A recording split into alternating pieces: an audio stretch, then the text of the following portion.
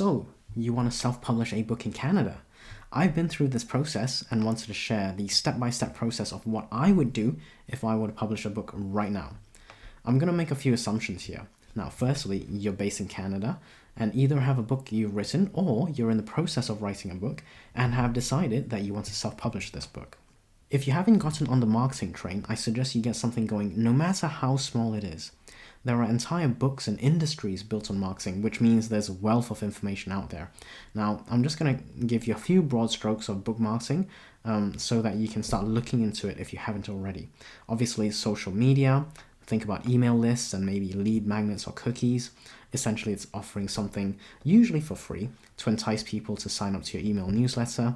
Maybe you can market your books inside your book. If you have more than one book, or maybe you can market your lead magnet or cookie within your book. That's a possibility. Make sure you network with other authors in your genre. Hang out where readers hang out. That's always a good idea. There's always the author website for sure. Make sure you look into that. These are simply starting points. Do some research and get started where you are with what you have. Start building your brand. This is your book, baby, after all. No one will know or care about it more than you. Part of your book marketing tool is to also get reviews for your book. Now, you can get your book into the hands of readers by providing them with something called advanced reader copies, or ARCs, A-R-C, advanced reader copies. Some places specifically want books that have not yet been published, so make sure you take advantage of this. You can also get editorial reviews should you choose to.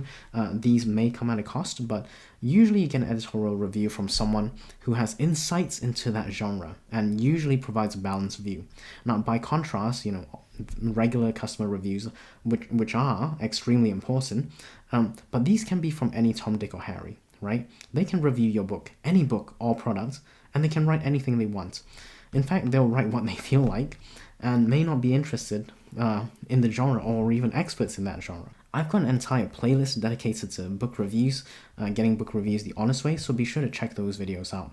One final point I want to make on reviews is to make sure you always abide by the guidelines and rules of the platforms that you plan on using. For example, if you're using Amazon's publishing arm, KDP, then make sure you're aware of their rules when it comes to getting reviews for your book. In Canada, ISBNs, International Standard Book Numbers, are free, but you do need to register with Library and Archives to get access to that. I'd probably give myself a good 1 to 2 weeks for this to happen, maybe even a month. So maybe get this process started in good time so that you can update your copyright page with the ISBN numbers if you want to. You don't have to, but it's common practice for many books. Since we're talking about building lead times, a general tip is not to set up pre-orders with too tight a deadline and then run the risk of not delivering on the pre-order when it goes live. That's just a tip for you. As you're waiting for Library and Archives to set you up with the ISBNs on your system, let's turn our attention to editing your book. Now, this process, depending on the type of book you have, can take a while. If you haven't already edited your manuscript, I strongly encourage you to do so. There are different forms of editing. The main ones you'll come across are developmental edits, copy editing, or line editing.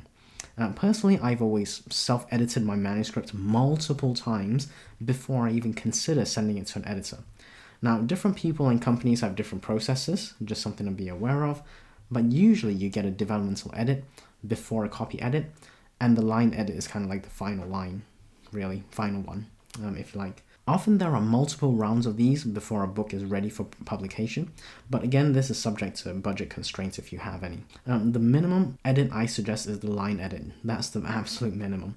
Now, budget permitting, you may want to get developmental edits as well as copy edits, maybe in a few rounds of it before putting it through the line edit, but hopefully by the time your manuscript is fully edited, you will have access to your free ISBNs through Library and Archives, and then you can incorporate the ISBNs in your copyright page. Only after your manuscript is properly edited should you turn your attention to formats that you want to publish in. Without the edits done, you have no idea how long your book is going to be. That's the truth of it. Now, once your manuscript is as good as it's going to get, consider the formats you want to publish in. So these are the most common formats: ebook, paperback, hardcover, and audiobook. Personally, I publish in these 4 formats, but the bare minimum is an ebook format. At least do the ebook, in my opinion. Now for the ebook, paperback and hardcover, you can probably do your own formatting, or you can outsource this. There are many softwares and tools out there for it. My personal go-to is Atticus, but there are many formatting softwares out there you can definitely check out.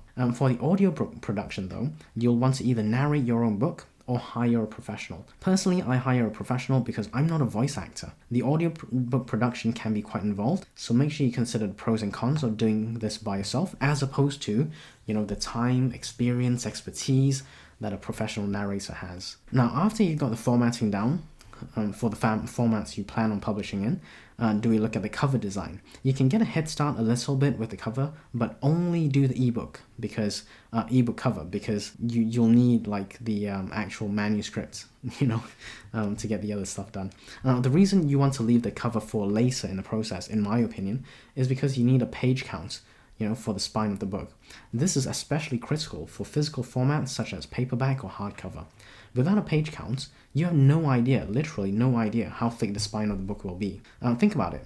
A 50-pager versus a 500-pager will definitely require different spine thickness, which then impacts the cover design as well, because most people, professionals, design covers as full spreads, meaning they do the front, spine, and back cover all at the same time. They don't design the front cover separate from the back cover and separate from the spine. They do it all in one go. Now, covers can cost a lot, but it doesn't need to. There are some very budget-friendly options out there, such as Miblat or even Fiverr. There's also AI to consider. Some people use AI, some don't. You're going to have to decide what's best for you. Next up is distribution. Which companies will you use to distribute your books, and in which formats? There are some distribution options that you have. Quite a few actually, so you should make sure you do your due diligence and see what each of them have to offer. Personally, I use Amazon for ebook, paperback, hardcover, and audiobook via KDP and ACX.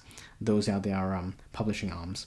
This covers me for everything that's related to the Amazon platform, which is essentially the biggest fish in the pond for customers, in my opinion. For everywhere else, I use Drafted Digital for ebook and paperback, and then I use Findaway Voices by Spotify for audiobook. Now, consider if you want to be Amazon exclusive with some of their offerings, such as Kindle Unlimited programs and stuff like that. Now, for everywhere else, assuming you want to distribute wide and not be Amazon exclusive, you can go directly to some of these vendors, or you can use middlemen companies like aggregators like Drafted Digital, which is what I use. Now, how you do this is down to personal preference, royalty structure, maybe time and admin that you want to put up with. There's no right or wrong answer, and only you can decide which way you want to go with this. If you have a following or you can drive traffic yourself, maybe consider, advertising. Then you may be able to sell directly to your audience. Now, just a word of warning, I'm no accountant, but there may be GST, HST considerations to take into account. So make sure you get professional advice on this. Once your book is published, you'll need to provide library and archives with the number of copies in the formats you have published. Now, personally, I sent physical copies of the paperback and hardcover formats to the address listed. I then uploaded the ebook and audiobook files through their portal. I encountered some problems uploading the audiobook files, but this was really quickly resolved when I emailed them. They were very responsive and all was resolved very quickly. Thank our Canadian tax dollars at work. Now, this one often gets overlooked by many, myself included, and that is public lending rights. Get registered and you may see some extra income over time. This is as passive as it can get in terms of generating income. Be sure to check the criteria. I submitted my self-help book but got declined because, it didn't meet their requirements. They also got my name wrong, which I hope wasn't intentional, but I can't confirm. Just goes to show that people who work there are also human, and this isn't just a giant machine. Okay, sorry, mini rant over. If you're working on your manuscript and want some pointers, I've got a playlist to help you finish writing that book. Or if you got a complete book written and want to learn how you can get authentic book reviews, I've got you covered with this video right here. By the way, don't forget to hit subscribe if you haven't already.